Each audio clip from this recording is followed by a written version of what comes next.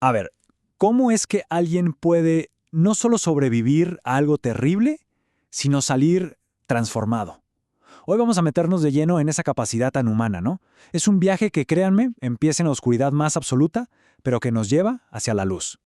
Bueno, para entender esto tenemos que viajar a un lugar, a un momento, donde el miedo era casi algo físico.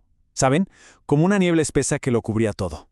No era algo que se gritara, no, era un miedo que se respiraba en los silencios, que se veía en las miradas de reojo.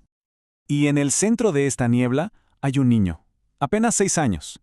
Imagínense, un mundo que está a punto de hacerse pedazos y él ahí en medio de todo. Es una historia sobre lo frágil que es la niñez cuando se enfrenta a un horror que simplemente no tiene cómo entender. Y llevaba este detalle, un pequeño detalle que lo señalaba, que lo hacía diferente. Él, claro, no entendía bien por qué, pero sí sentía el peso de los murmullos, de las miradas. Sentía la mano de su mamá apretando la suya un poquito más fuerte de lo normal. El peligro, sin duda, se estaba acercando.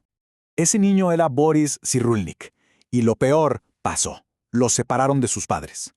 En medio de la guerra, del hambre, de una soledad que uno ni se imagina, tuvo que desarrollar una habilidad increíble para poder sobrevivir. Se convirtió en un experto, pero no en libros, sino en leer a la gente. Leía los gestos, las miradas, los silencios.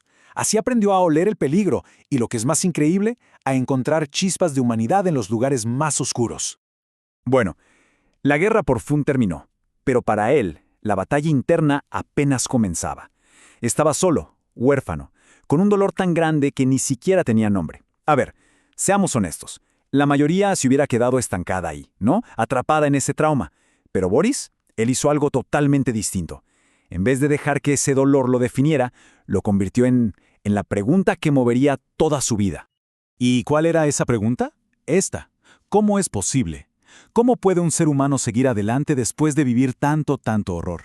Esa pregunta fue su brújula. Y fíjense qué interesante, porque ya no se trataba solo de él, de su historia. Se trataba de entender algo fundamental sobre todos nosotros. Así es como su viaje personal se convierte en un concepto que nos interpela a todos. Y aquí entramos en el arte de reconstruirse, porque justamente la búsqueda de Boris para responder a su propia pregunta le puso nombre a esa capacidad, a esa magia casi, de volver a nacer después de un trauma. Toda su vida la dedicó a entender y a explicar esto, el arte de volver a armarse. Y esa palabra clave es resiliencia. Pero ojo, es súper importante entender esto. Resiliencia no es ser de piedra, no es ser invulnerable o no sentir dolor. Para nada, es todo lo contrario.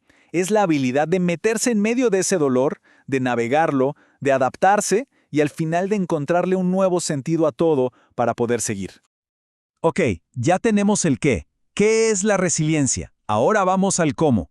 ¿Cómo funciona? ¿Qué es lo que la sostiene? Vamos a ver esos que podríamos llamar los pilares de la fortaleza.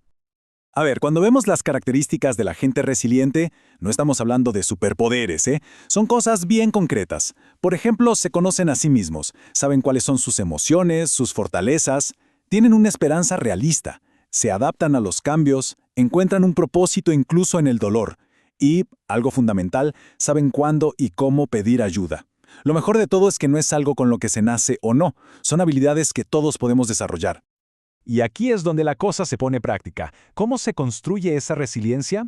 Bueno, se trata de desarrollar habilidades emocionales, de aprender a tolerar la frustración. Miren el punto 2, por ejemplo, aprender de los errores. ¡Qué clave! No se trata de hacer de cuenta que no nos equivocamos, sino de cambiar el chip y ver esos errores como lo que son, lecciones. Es también pensar de forma más flexible, ponerse metas chiquitas, realistas, y cuidar a nuestra gente, a nuestras redes de apoyo.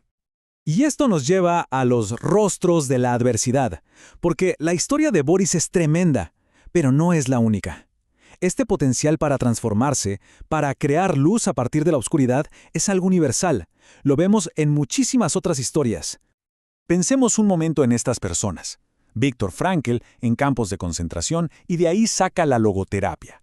Nelson Mandela, 27 años preso, y sale a liderar la reconciliación de su país. Frida Kahlo, con un dolor físico constante, lo transforma en un arpe que es eterno.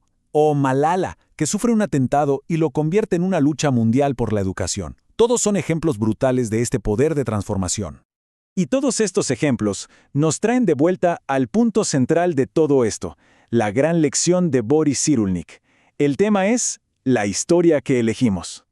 Se trata de esa capacidad que tenemos de decidir cómo contamos nuestra propia vida. Escuchen esta frase, porque lo resume todo. No somos lo que nos pasó, sino lo que hacemos con lo que nos pasó. Es que es así.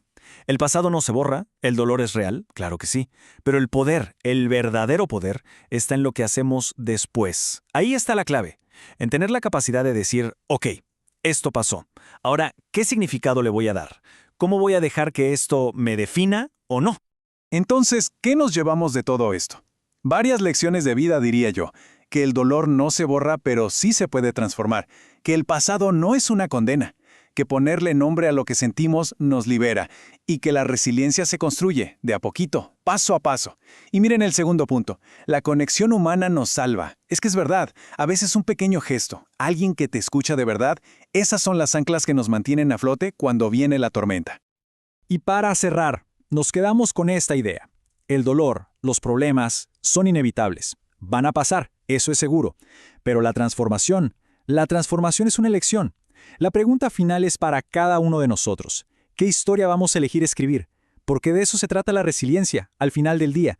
De entender que, a pesar de todo, siempre tenemos el lápiz en la mano para seguir escribiendo nuestro propio guión.